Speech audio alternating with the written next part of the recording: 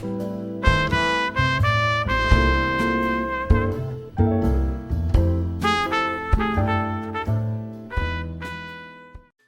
my name is Joe Jackson. I'm an author, journalist, interviewer and broadcaster. The podcast you're about to hear is based upon an ebook I published privately in December 2012, which is an anthology of interviews I did for an Irish newspaper, the Sunday Independent, with people I'd sought out who'd travelled through dark times, re-emerged into the light, and in some cases had epiphanies. The book is available from Amazon or my website, joejacksoninterviewer.com. So listen, the thing that I've read about you, I know your history. One thing, I want to start with a highlight rather than a low light. Yeah. Okay. So I saw that one of the highlights, apart from making the baby, was having the baby. Yes, and it's so nice because so few people pick up on that for me, and I'm evangelical about giving birth. And I think I'm a lone soldier. In the natural circumstances with midwives and Matthew was there. I had two home births. Okay. And initially I started out. Have you? 2 children, okay, yeah. All right.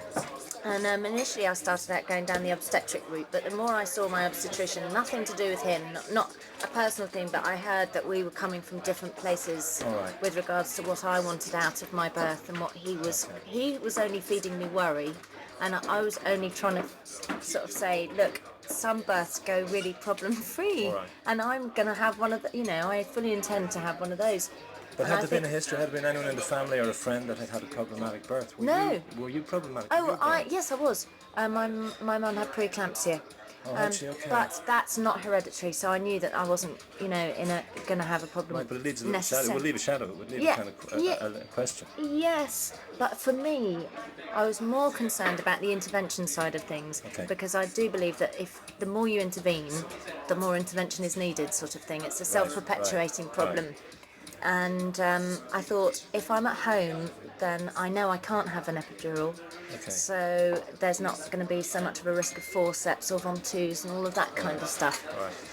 And your partner agreed with all this? Well, through everything, I had to talk him around quite a lot. He was very worried about the safety aspect, obviously. Which you can understand. Of course, because he wants to protect me. That's a natural role, I think, of a man. I hope so. One would hope so. All right. And so together, we did a lot of research on the internet. All right. Into what we wanted to see was statistics. Okay. Really, am I putting myself and my baby at more risk having a home birth? And the answer that kept coming up was no. It's painful because you've got no pain relief as such, but it is a natural way, and it's how millions of women did it before we got so medicalised. The thing was, with my husband, was that also for him it was perfect because he's one of those guys that doesn't necessarily find it easy being around his wife when she's in extreme pain. It's hard to see the person that you love. Have you got kids? No, my partner has them. It's really hard seeing the person you love. Because you're feeling the pain with them. Yeah, and because the way I was viewing my pain was that it was good pain, and then it was opening up. I was trying to visualise, it's very painful, but it's a good pain. It's opening up. But for him, he doesn't get the benefit of all my visualisations and everything. All he sees is I'm in pain. Yeah, and he wants to fix it. So it was great being at home because he's making vegetable soup, being practical, doing things, and I'm wandering around the house in labour, kind of having contractions all over the place. All right, okay. With a couple of midwives. So the most he can do is make vegetable soup. But he's very good at it. He's very good at it. And he was there for when the baby came out. And was he always able to deal with that? Well, weirdly, he said, I don't really want to see the baby coming out. I'll be with you at the top end, but I don't really want to see. And actually, when the midwife said, I can see your baby's head coming... Oh, don't, it's going to make me want to cry now. Oh, okay, sorry. I can see your baby's head coming out. He was like, I want to see. So actually, at the end of the day, we had our second baby in water, so it's not as... sort of horrific, really. When it's underwater, it's quite pretty and serene and beautiful, whereas... Well, he wasn't underwater with you, I presume. No, he was nowhere near the water. He was like, I love you, but I'm not getting in the water. But he was filming. How to define love. Yes, exactly. Get in that birth pool. No. But why did you choose then water the second time if the first time I tried to give birth the first time in water, but it was... oh, did you? All right. I got too relaxed, basically, and the whole thing slowed down, so they suggested to wait a little bit longer before I got in the water second time round. But in fact, it was such a quick labour, we didn't have to wait long. And was it really a sacred blessing? Did it really feel like this honestly, is the way to... when I gave birth both times because I was in full. I had all my facets, I hadn't had any kind of drugs, no gas in there, no epidural. I've never, number one, looked so beautiful. Okay. Which I know sounds a bit vain, but Is there a video to prove this now? Have we a video to prove it? Was it videoed? I don't want to see it. I mean, you're going to take a little domestic video. It's not a video, but I've got a photograph in my other handbag at home. Oh, okay, that would shock me. 30 seconds after I gave birth. And you look great. And I've never looked that good. And I never will, until I have another one, if I do. Because I think a woman that's flush with hormones and just given birth, I felt like a lioness and I wanted to go and roar in the middle of a field. Look what I've done. And why didn't you? Well, I sort of did in my sitting room. There wasn't really a field nearby that I could get to without kind of causing a bit of a stir. But it felt that kind of... really animal. That's great, isn't it? Really, really animal. I've never been so proud of myself. And you felt totally rooted to yourself as a woman. Completely. Your body, your soul, your spirit. Completely. And also, through the whole labour, my body and I knew what to do, and it felt very strong, allowing my body to get into positions that it needed to get into, and to trust my instinct. And I did that with the help of the midwives, because I wouldn't have been able to do that on my own. Too. So you would recommend it? You would heavily recommend it, obviously, to people that it suits, and couples that are... to people that feel that maybe a natural birth is the way forward. I couldn't recommend it high enough. Okay, so you did say, tell me a little bit about your own childhood. I mean, before you decided to become a singer and stuff like that, was the family in the business? Did they push you in that direction? No, were they aspirational? Not at all. Well, okay. In the sense that I was brought up by my grandmother from 3 to 13. Why? Because my mum and dad divorced, and my mum went to live in France, and there was a kind of toss-up between whether I should go and live with my French grandparents or my English grandparents, and the English ones won. Who else was in the family with you? Just me. Oh, was okay. Just me. So I went to live with my dad's mum and dad. But not with your mum or dad? No, my dad was working and couldn't really look after me. He was up and under, I saw him every weekend. And then I'd see my mum, because she's French and lives in Paris. Okay. And I'd see her every holiday. Was that enough? Yes, it was actually. Was it? To be fair, she's one of those people that if you met her, you'd think, wow, she's such an exciting and inspirational woman to be around. But she wasn't brilliant at the whole mum business, because she was so effervescent in sort of life that she wasn't a natural motherly mother. But did you feel connected to her emotionally, to her and your dad? I think, despite the circumstances. No. I mean, my parents divorced when I was 3, so my mum and dad never entered into it. I don't remember mum and dad together. All right. Okay. And I think every person feels, even if you don't have a great relationship with everybody feels connected with their mother. So even though I didn't live with her, I felt connected to her because she's my mother, and probably more so since I've had kids, actually. Did you better understand her? Yeah, and she was 23 when she had me. It's very young. But were you not lonely? I mean, I've talked to loads of people, writers, poets, actors and all, whose families split up at an early age. I mourn a mother figure. Okay. And my grandmother, you know what grandmothers are like, they're amazing. And she spoilt me rotten and just was my mother, effectively, and still sort of is, really. She's got a very strong part of our family. Did you reconcile with your mum and dad then? Are they both still alive? My mum and dad are both still alive, yeah. I see my dad all the time. My dad and my stepmum are effectively, my main sort of family. My mum lives in South Africa, so I don't get to see her very often. All right. And we're just not as close because I don't see her and I never lived with her, so... All right, okay. It's that thing, thing when you feel that you love someone, but you don't necessarily know them that well, which is a shame, but that's just the way it panned out. Well, you also obviously admire her. You admire her. No, I wouldn't say I admire her, but not even the energy and all you I admire the energy. I admire the energy, but I'd say she's had a very hard life. All right, okay. Because really her lifestyle has made it difficult for her to I don't know, have what she sought. And what does she do? Does she work in film or something? No, she doesn't work. Does she not? Okay. No, she's a wife. Did it leave you looking for, Sarah Ferguson I interviewed last week, and her first Did you? I love her. She was great, but she was saying how it then sent her out in search of father figures when she started going with older men, and she just kind of replaced the family. Did you find that tendency when you were younger? I mean, one sort of funny thing to say is that I think I've always looked for my father in any man that I've gone out irrespective of age. No, I've never really. I've gone out with one guy that's older than me. I've never gone for sort of a much older man. Double the age or anything. It's not really my scene. But I always said I wanted to marry Freddie Starr or my dad, which is quite a worry, really. I mean, I don't know, what does that say about me?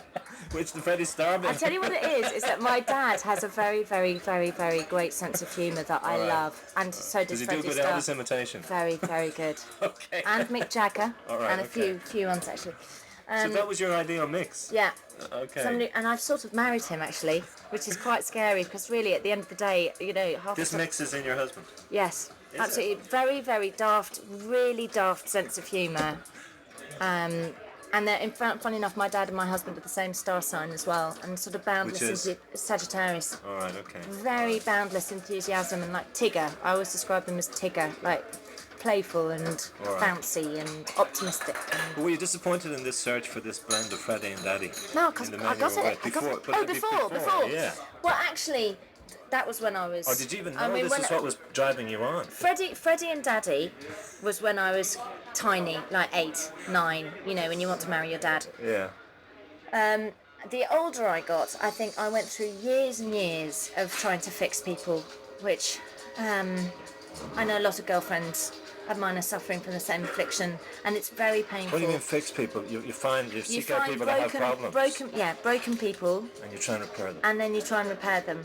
And the thing is that what I've learned through meeting many broken people and unsuccessfully trying to fix them is that I can't change anyone. If I meet them, that is what they are, and they are what they are when I meet them. I can't change them. Right. But some people don't learn that lesson until 25 years into a marriage or something. Well... That they've spent their time trying to repair a ruptured soul or something. Yeah, well, it took me quite a long time. And I remember at one point in my life, just before I met my husband, I thought to myself, you know, I'd met like maybe 3 guys that I thought needed help, and I wanted to help them. And then at the end of it, I thought, you know what? It's not these guys finding me. I'm actively seeking out people that I'm trying to fix into my mould. I find them and they're not quite right, and then I try and change them, and it's not fair, really. Everybody ends up feeling frustrated. So there's a difference between now repairing somebody and actually trying to reshape them in your image. Well, it's both those things, though. I'll tell you what it is, for me. It's often looking at someone's potential. All right. Seeing somebody who's broken, and I think, I know what's good for you. Okay. And I know how I can make you better. And it's a nightmare though. Okay. It's a nightmare, and it's changed, and that's what's. But did you give over a lot of your time to these kind of situations and those kind of relationships? Did you feel like you were giving your energy and time? I mean, like, did you stick with them for years, or did you decide after months? No, I had one long-time relationship. Like how many before years? I got clean, 6. Before you got clean? Yeah. I'm 12 years clean of drinking drugs. Of drinking drugs? Yeah. Oh, okay. It's a long story. How many hours have you got? Yeah, absolutely. But so you were trying... some people can actually try and repair a lover or a partner when they really should be trying to repair themselves. Yes, well, definitely. There's a lot of that. It's the externalisation of your own tendency.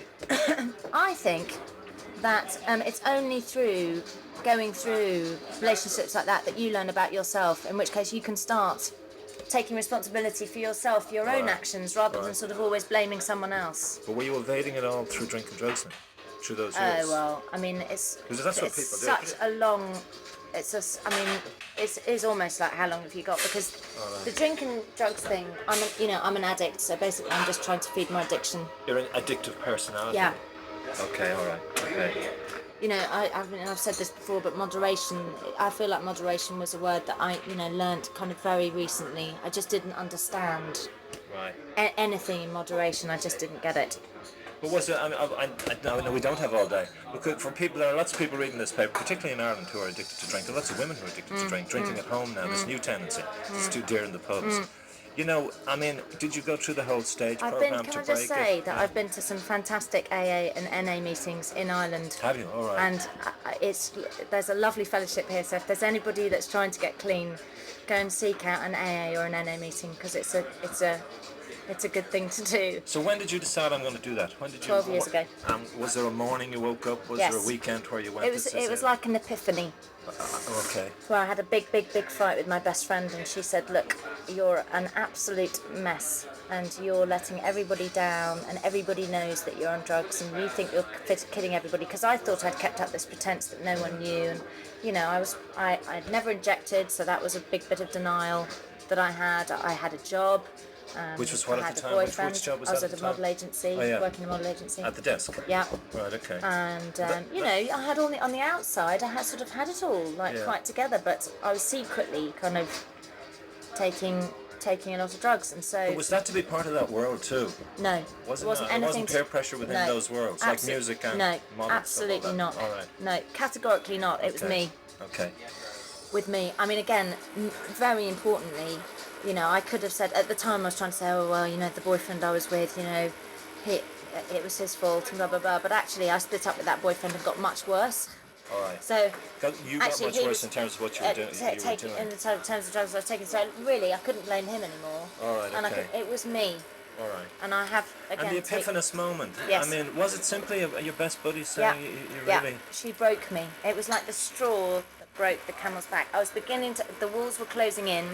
Everything was getting mad. And then the one friend that I kind of had that I loved so much, my best mate Sarah, when she said, "You're a mess and I don't want to talk to you anymore because I'm over it. You've been lying to me and how dare you lie to me? I thought I was your best." It literally, I was like, oh, so what? No. We had this big fight. I got out of the car. I slammed the door. I was living at my mum and dad's on a camp bed in my dad's study. I'd left the boyfriend. I had no job. I had no money to put petrol in the car. I was a mess. Okay. Slammed the door. I was like, oh, what does she know? Really angry. And then I sat down and I was all alone on this camp bed thinking, what have I become? What am I doing? And then I said to myself, right, I'm going to go to a meeting. And I went to a meeting. Luckily, I knew somebody that was going to NA, and I called up and I found out where there was a meeting, and I went. And the next day, before I went to the meeting, I took my friend a big bunch of flowers, and we both sort of just sat there crying for an hour. And I was going, I'm going to change. I love you, and please don't, leave me. I'm going to be a nice person. And what I think is amazing is that if you take an addict or an alcoholic, the day they make that decision to get clean or sober, they are a different person. All right. Like, I completely changed that day. I made the decision to become a clean and better person. Do you think it happens that quickly?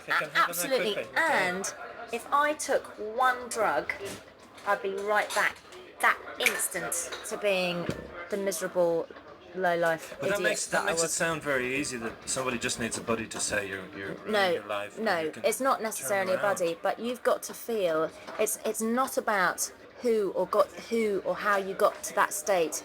It's about how you feel inside. All right. So sometimes somebody can feel really bad inside, but they have to be living on the streets and have lost absolutely everything, wife, job, everything, in order to get that feeling. Yeah. Some other people, it will literally take someone to just shoot them a look across the room, and they feel so bad about themselves that they can't All right. go out. It's all relative to that person. But it was the programs too that deeply helped. Yes. It wasn't just a day. It was then going to all those meetings. Oh and yes, being 12 taught. years. Yeah. I mean, it's a self-help program, so you help yourself. It's not other people. Oh right, okay. It's not other people telling you things. It's you going there, taking what you need from the meetings. So can you not drink either? Well, the problem with me is that if I drink, my willpower goes out the window. So if somebody was to offer me, a line of Coke or something, if I'd had a few bevies, I can't guarantee you that I'd say no. I don't want to take drugs ever again. Right. But if I'm a bit drunk and you're at a party and you think, oh, what the heck, just one won't hurt, and then one is too many and 1,000 never enough. All right, okay. But you really had to then. That was an epiphany and a kind of turning point in your life, big time. Yeah. In relation to it. And what's interesting is that 6 months after I got clean, I got my first job in telly. I've been trying for 3 years in TV.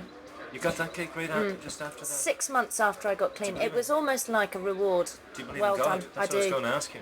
I do. I mean, it sounds like you're giving your little blessing after clearing up your life. So then... Big time. I have a big faith. It's like a God of my understanding. I have kind of a spiritual, definitely, belief that I'm being looked after, for when sure. then did you meet Matthew?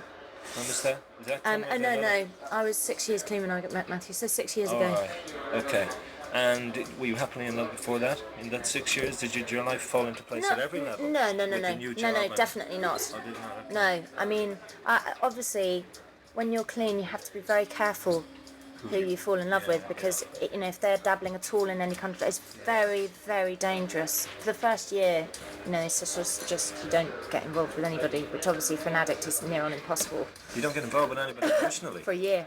Why not? But why not? Who says that? Is that part of it? No. They just suggest try not to get into a relationship because. With anybody at all, even somebody who's totally clean. Yeah, because if they split up with you, it could you're very vulnerable and. But obviously, no addict really can stick to that because it's very, very hard. So we're all looking was for that love. a tough year? Or was it because you were getting yourself do you know better? what? You felt... I was really annoying in my first year being clean because I was like Billy Graham. I mean, I was just the most happy. Born again. Honestly, I was so grateful for just say no t-shirt. Yeah, exactly. And I was trying to get everybody to go to anonymous fellowships. Like all of my friends, come on, you must have some kind of a problem. Go to a 12-step program. It's the best thing that's ever happened to me. And they're all just going, shut up, just shut up. You were inventing problems for them. Yes. Just to go and sort themselves out. But eventually, after a while, it kind of eases off, and it becomes like a bridge. To normal. But would you find that you'd lose a lot of the so-called inverted commas friends you had in those circles? Well, I had to throw away my address book. Did you? All right, okay. Yeah, I mean anybody. To be disassociated from. Anybody that I had taken drugs with, or that I knew sold drugs, or I had to just. But was there any part of you that ever went as has happened to friends of mine? I thought they were my friends, and they were really just wanting to do drugs with me. You know what I mean? No, well, even if... I mean, there have been people that I threw away my address book, and there have been people that I haven't seen for 7 or 8 years, and suddenly they walk into an NA meeting, and then we both go, brilliant! Hi! I've been saving a seat for you for the last 7 years, welcome. It's only been a matter of time. Thank you.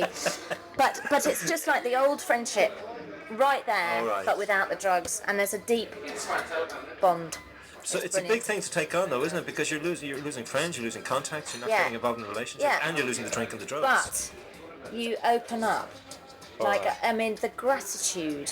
And I was quite annoying because I think actually staying clean at the beginning without gratitude is very difficult, and not everybody is blessed to have that. But I think I'm quite a positive person. And so when I did get clean, I could really genuinely see the good things that had come out of it. I wasn't focusing on the negative. And it was the basic things like dry sheets. I mean, you get horrific sweats when you're an addict. Yeah. And just waking up, I still, if I'm thinking about it now, my crisp white pillow, and I wake up in the morning and it's still crisp and it's not damp and it's not, it's just little things like that. Or I look at my children. And I just think, thank God, I'm able to get up in the morning at 6 o'clock in the morning and be a happy mother. You couldn't have humoured the thought of having a child if you were an addict. So that was a life-changing decision that you had to change. Just thank God, I've got my lovely children and I'm clean and sober. But is there not in the world you're in the refereeing fights between Robbie and Liam and all that? I mean, it is the world I work in too. I work for Hot Press Magazine, rock music world. We're all in it. Is it not impossible to be a part of it and not be tempted? No, you see, I just don't feel. I don't feel tempted. Genuinely, don't feel tempted. But I believe, for me, the only reason why I don't feel tempted is because I do still go to NA meetings. All right, okay. And I have to remind myself, if I didn't go to NA meetings, who's to say that I wouldn't be tempted? And I would probably, before anything else, be tempted by a drink. But that's why I keep going to meetings. And when you got the job started rolling, it's a tremendous kind of litany of 6 months success. after. But that's great, isn't it? And you were then able to apply yourself to it all, whatever creative challenge. And be early every time for a job. Every time I went for a job, I was early. Every time I went for a job, I was as professional as I could be. I'd learned, all the words that they'd want me to learn. I'd, be happy. I mean, I was so unbelievably grateful. All right. Was there any part of you that was frustrated at the music experience?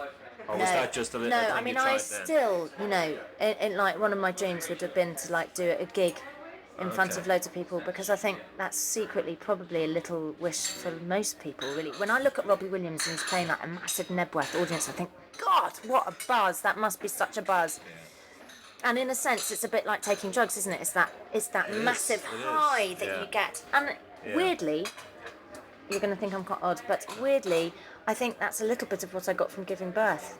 This enormous high. All right. It's fantastic. A natural high. Yeah. The most natural high of all. Yeah. Yeah. And no, but I've talked to musicians but anyway, who are addicted to the book. Playing live, especially imagine. to a crowd like that. Bono has talked about it. I can You imagine. know, when he comes home in the evening, his wife will say, get down off the dining room table. Yeah. The audience is gone. Yeah. Because he's just addicted to 8 o'clock Yeah. getting on and getting that charge Yeah. coming back at him. So you. So I can't, I would love that, but I don't.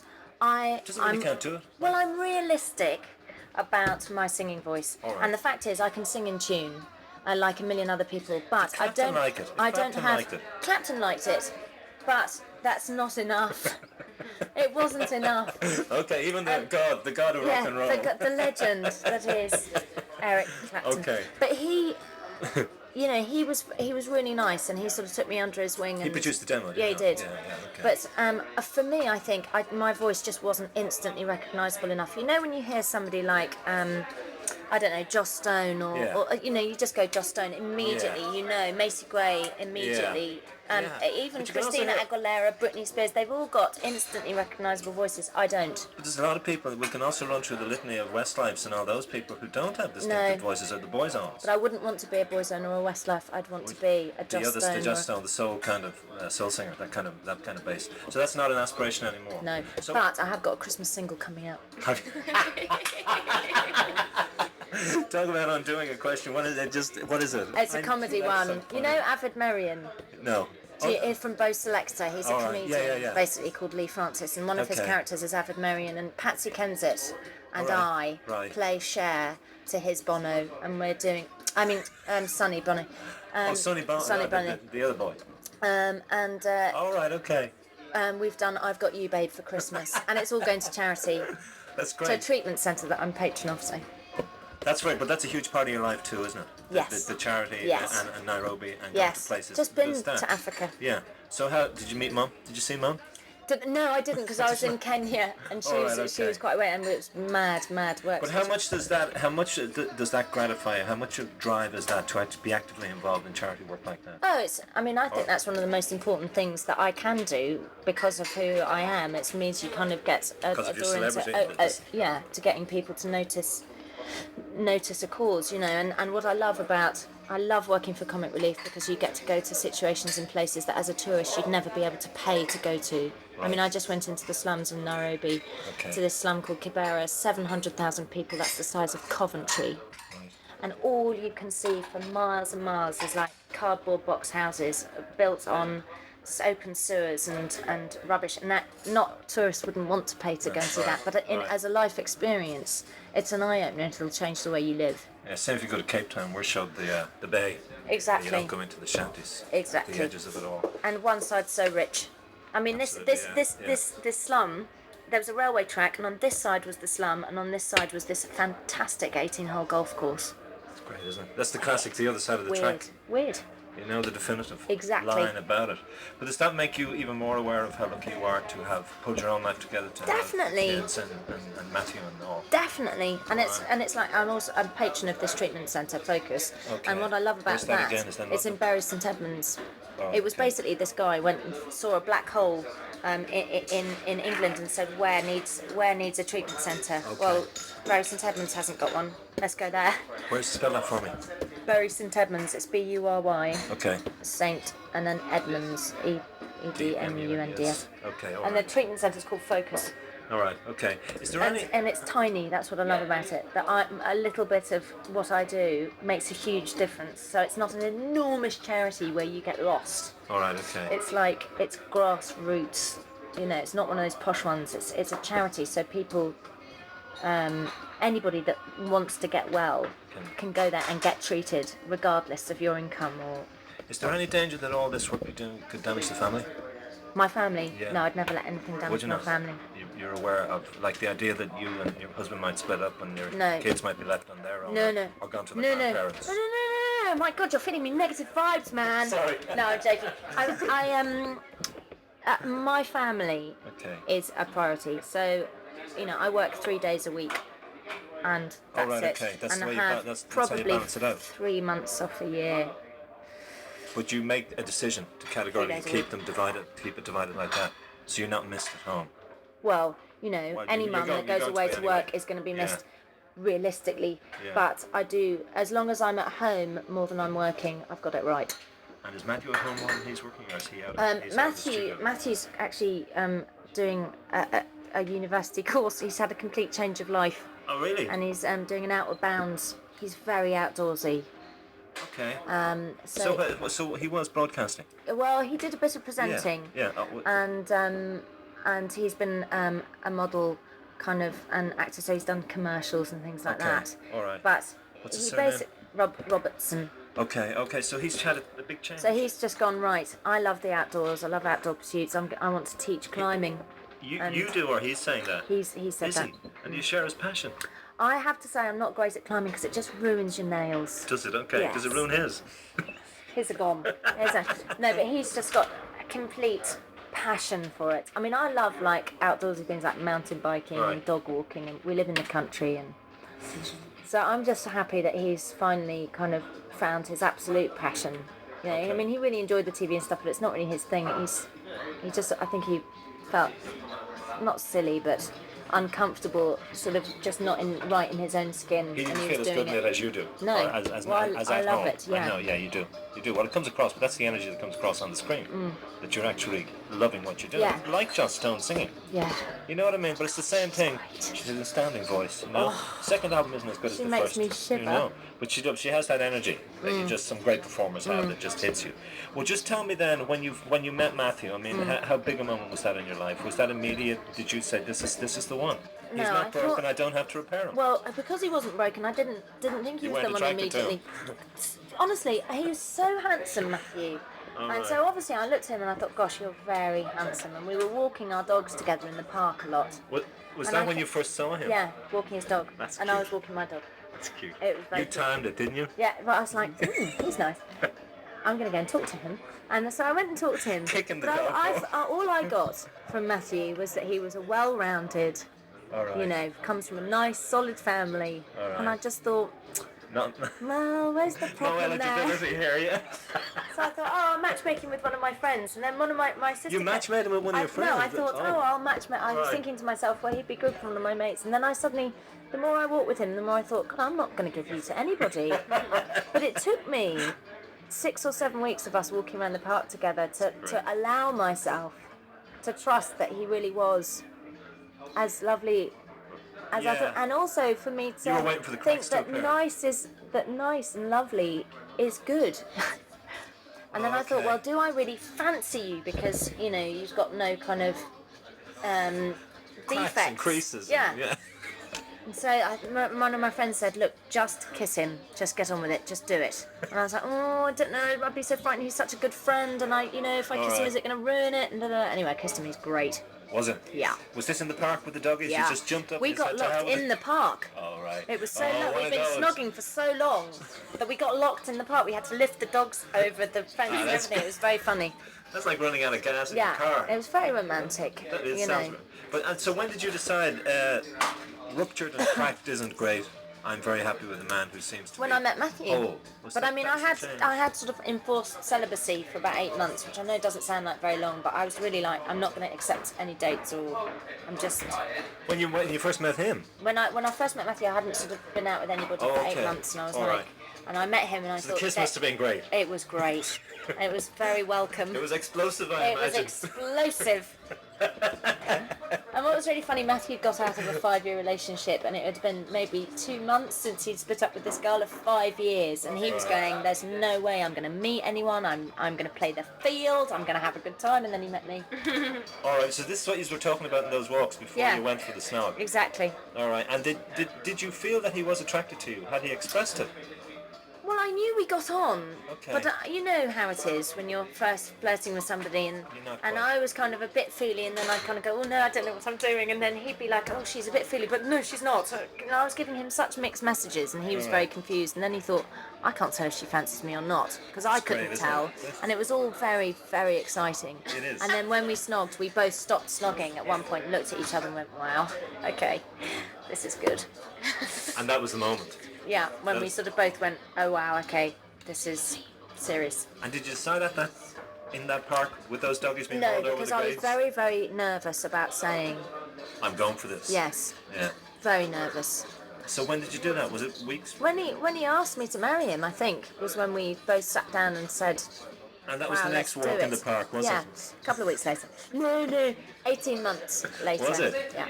So it's quite short, really, courtship. A courtship. Yeah. Okay, but it was only then you finally went. Yeah. No, I mean, beforehand I kept thinking, gosh, if he asked me to marry, all the little plays that you have in your head, well, maybe I'd say yes, and he's lovely.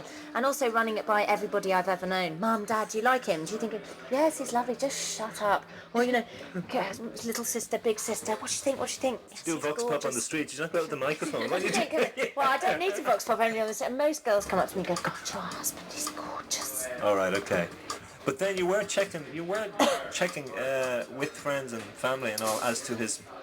No, only in the sense of because I really just didn't trust my judgment. All right, okay. You know what I mean? Right, I'd made a few kind of mistakes in the past, and I thought, is he really as nice as I think he is? Because I need backup here. All right, okay. That I'm not sort of, head in the clouds, blinded by love sort of thing. And I wasn't. I really had actually picked a corker. Yeah, you were lucky, weren't you? At last! Crikey! But that was good. That was. I mean, maybe you needed the other history though to be able to get to that blessing. You know what I mean? My aunt said to me that every boyfriend that you ever have or have had prepares you for Mr. Right. All right.